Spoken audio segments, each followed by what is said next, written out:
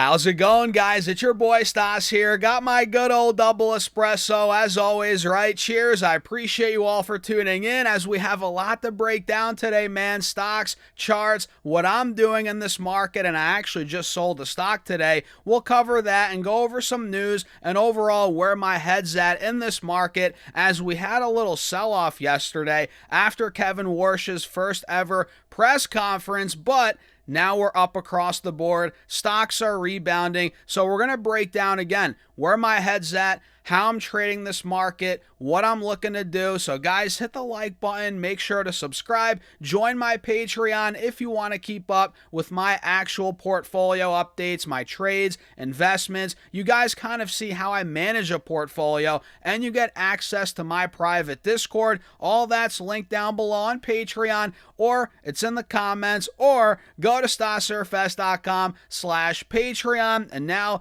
cheers again, man. Let's dive into it. So as of right now, we are up across the board. The VIX is tanking.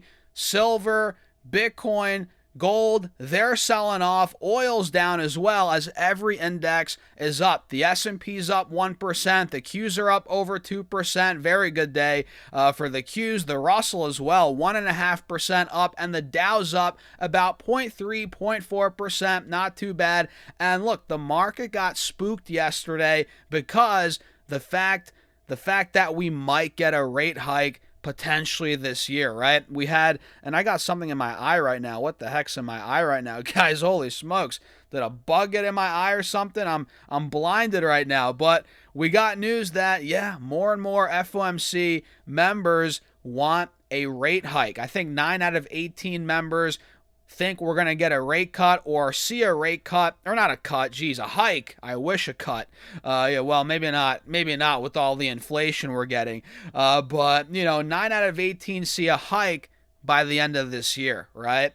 And the fact that, we got that news, Warsh wants to make the press conferences a bit shorter, not like the Powell era where we saw hour-long press conferences, all these questions. He wants to make it more concise, sweet, maybe not as often either. This kind of spooked the market a little bit. Really, it's the hikes that spooked the market, and that caused a decent sell-off. If you guys take a look here on the Qs yesterday, we got down to about 720, so we hit about 735 before the press conference or during it actually, and it got all the way down to 720 right before close, and now we're pushing 740, right? And on SPY we can see same thing. We got a nice drop all the way down to about 739. Now we're back to 746. We're not quite yet above the opening price from yesterday on the SPY. And on the Qs here, actually, no, the Qs are breaking through the opening price. So the Qs look great. I mean, we're taking out the highs from yesterday. We're up 2.2%. SPY's almost there. But the point is, man, we got a little sell-off. We got spooked because of the hikes. But I think it was a great buying opportunity because the reality is, man, Trump hired this guy, Warsh, to cut rates. I mean, do you think we're really going to get a bunch of hikes? Probably not. I don't think we will. Maybe we do. I don't know. But ultimately, I think we're going to get cuts by the beginning of next year. That's what I think's coming. Maybe we get a little hike, maybe a 0.25% hike, whatever. But by the end of the year, but we're going to start getting cuts again. It's coming. Don't be fooled, guys. We're already seeing oil come down. We're already seeing this deal on the table. It's going to get signed on Friday, hopefully. Inflation is going to come down. If you think they're really going to hike rates like crazy, you're out of your mind. You're out of your mind. It's not going to happen, in my opinion. And look, the Qs right now look very good. We have a cup and handle formation on the Qs forming. You got the cup, the handle right here. I think we're getting ready to break out even further, right? I think SPY is right there as well. It's a little bit behind the Qs. We're lagging a little bit, but up around 1%. Cup and handle looks good on SPY. It's starting to form here, so man, it's I'm not surprised the market's rebounding after that little spooked sell-off we got yesterday, or that, whatever you want to call it. It was a buying opportunity in hindsight. And look, We'll see. Maybe tomorrow. Well, I guess tomorrow the market's closed, but maybe Monday we're lower. But overall, man, I'm confident over the coming months the stock market's going to be fine. I just don't think we're going to get a bunch of hikes, even though 9 out of 18 members think we should get a hike in the next couple months, whatever. I think we'll get cuts in 2027. That's in my opinion. What do you guys think? Let me know in the comments down below. And let's talk about some stocks now, man. We got some news regarding Intel and Apple. Actually, wait, before we do that, let me show you guys what I did today. I locked in profits on Micron, which some of you guys might be like, Stas, you're an idiot. What are you doing? Why'd you do that? Well, for me, guys, it's all about percentage targets and price targets. I bought this stock at $8.90 roughly just about 2 weeks ago, less actually than 2 weeks ago, and I'm up, well, I was up 25% on the position. So I'm like, let me lock in these gains, right? We have earnings coming up on Wednesday. Not saying it can't go higher. It very well could go higher, but I want to play it a little bit more conservative, right? Increase my cash position, lock in the gains on Micron, and rinse and repeat. I mean, look, we saw this stock last time they reported, and it's not guaranteed to happen again. I get it. Just because last time it happened doesn't mean it'll happen again. But last time they reported, the stock went down in a straight line for a couple weeks. 2 weeks. It dropped 35% from 480 down to about 310. And oh, by the way, I was loading up here on the stock as well. And I think something similar could happen this time. We could get a sell the news event. And that happened. It dropped 35% on record earnings, record guidance. So for me, it's like I'm up 25% in a short amount of time. Yeah, it could go higher. It very well might. It's all good. I locked in gains, and I'm gonna reevaluate probably after earnings. We'll see. If this plays out beautifully, we get a nice sell-off after earnings, and we can re-enter. We'll see. One can only wish, right, guys? But yeah, I locked in gains heading into the long weekend. I'm comfortable with that. And I want to talk about Intel right now. INTC, they're up 9.5%. We got some news regarding them and Apple. Let's dive into that very quickly here, guys. We can see the headline. It says Intel gains 7%, now more like 9-10%, after Trump says the company will partner with Apple on U.S. chip design. If we come down here a little bit, we can see they agreed to a deal with Apple to design and build chips in the United States. And we can see here Trump said on Truth Social, what is he saying now? Stupid presidents took our economy for granted and let Taiwan and others steal our semiconductor factories. Apple has agreed to work with Intel to design and build its chips in America. So, of course, Trump wants everything in America, the manufacturing, the this, the that. So this makes sense from that perspective. We can see for years, Intel largely sat out of the AI race as it grappled with manufacturing delays, awaited a major customer for its chip fabrication business. But CEO Lip Bhutan, who took the helm early last year, has revised Wall Street interest in the struggling stock by drawing investments from NVIDIA and the Trump administration, blah, blah, blah. Trump said, I decided to help Intel because we need to design and build our chips right here in America. He said, first we helped bring in NVIDIA and they agreed to build their first level chips with Intel. Next, Elon, Trump said, agreed to build his Terafab, the largest chip factory in the world, designed together with Intel's technology team. So essentially, we're getting, this partnership with Apple and Intel, and of course Intel loves that. Apple stock's probably not moving much on the news considering how big of a company Apple is. I mean, they're up 0.5%, not even, but Intel is starting to break through here slowly, back to all-time highs. We're trading at 132. We hit 135 earlier in the session, and we can see this little cup and handle starting to play out. I don't know about you guys, but I'm seeing so many cup and handles in the market these days. Insane.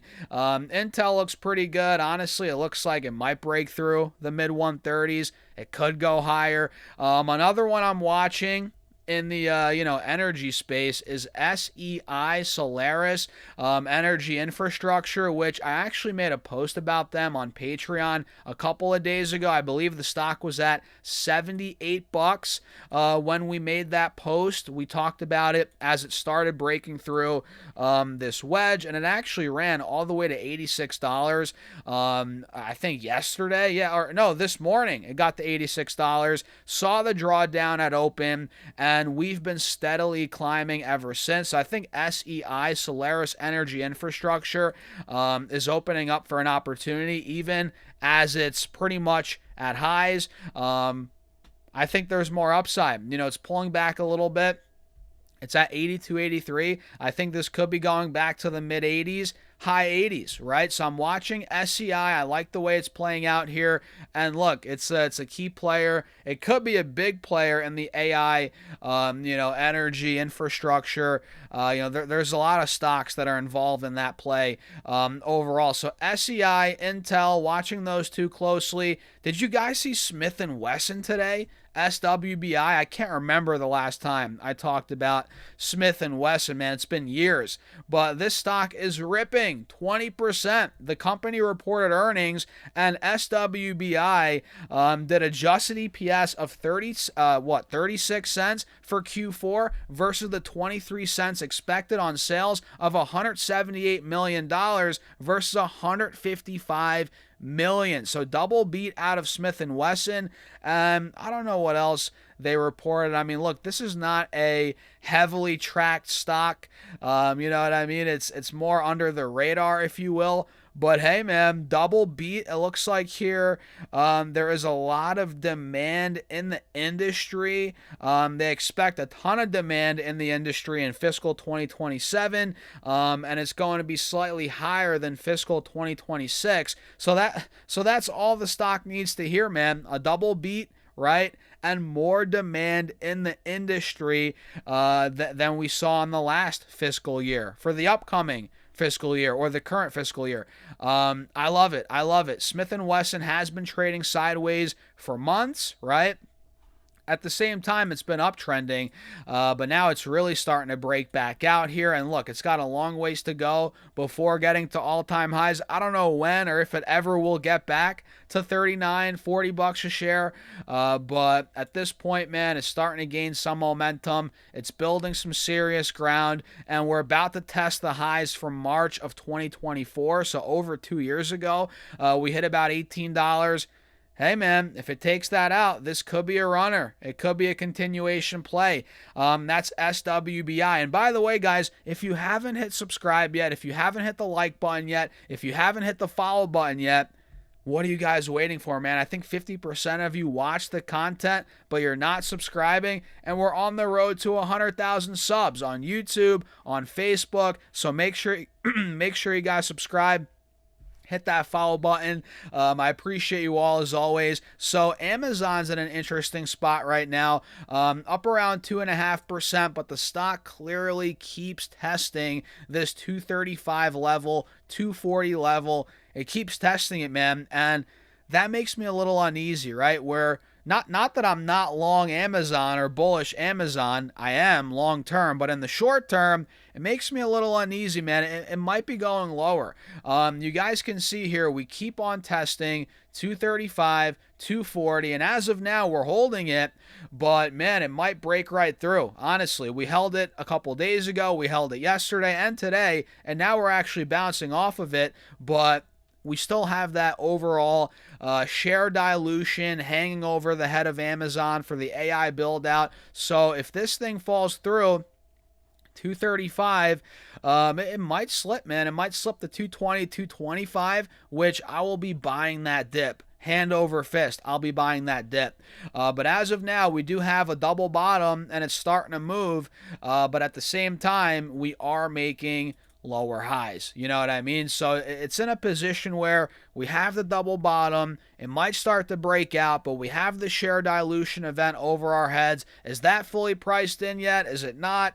If it's not, this descending triangle might play out. It could fill the gap down to 220. So for me, it's like Amazon, it's my biggest stock holding. I've said that before. I'll say it again. I'm very bullish over the next 12, 18 months.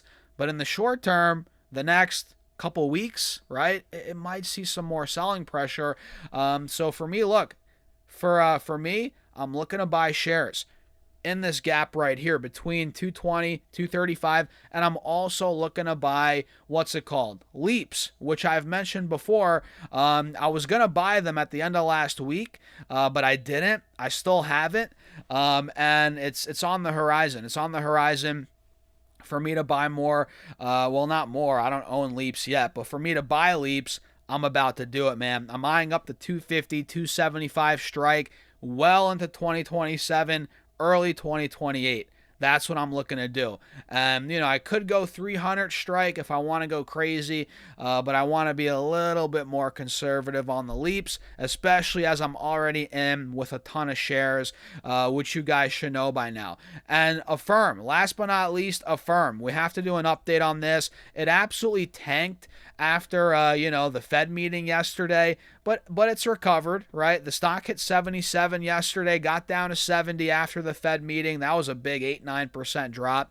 Now it's back to the mid 70s, up around 5% on the day. Very good rebound, but we still need to break through this 75 mark. 76, 77. We tried yesterday. We did actually, but it failed thanks to the Fed meeting. But I still think it's going to break through. And you guys know I'm in call options on Affirm. I'm in a couple contracts, nothing crazy, that expire on December 18th.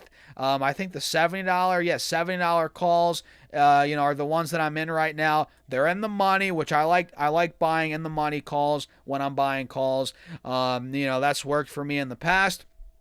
And I think I'll make money on the trade when the stock gets to 80, 85 a share. That's when I plan on selling, locking in profits. Nothing too crazy, man. I'm not looking to buy and hold this thing till it gets to $100, right? Nothing crazy. I'm looking to get a little trade here, and the chart still looks good, and I'm still holding my call options. So what do you guys think? That's pretty much it for the video, man. Pretty good day for the stock market. It's bouncing back after it got spooked a little bit yesterday, which makes sense. It was the first meeting from Warsh.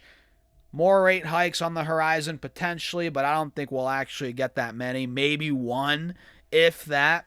But yeah, I think inflation is going to start to come down over the coming months. And the market's going to be fine, I think, guys. And I locked in profits on MU, which I might regret next week. Who knows? But I'm happy with the 25% gain. And, with the market, man, you got to be happy with what it gives you. And you can't always expect to get the entire gain out of every single stock. That's not how this works, man. You have to set your targets. Once your targets hit, lock in profits, even if it goes higher. Simple as that. So what do you guys think? Let me know in the comments. Make sure to hit the like button, and don't forget to join the Patreon if you want to keep up with my portfolio updates, my trades, investments, how I build a portfolio. If you want to be a part of my private Discord, all that's on Patreon, guys. Link down below, pinned in the comments, or go to stocksurfest.com/Patreon. And with that being said, cheers. I'll see you guys in the Patreon or in the next video.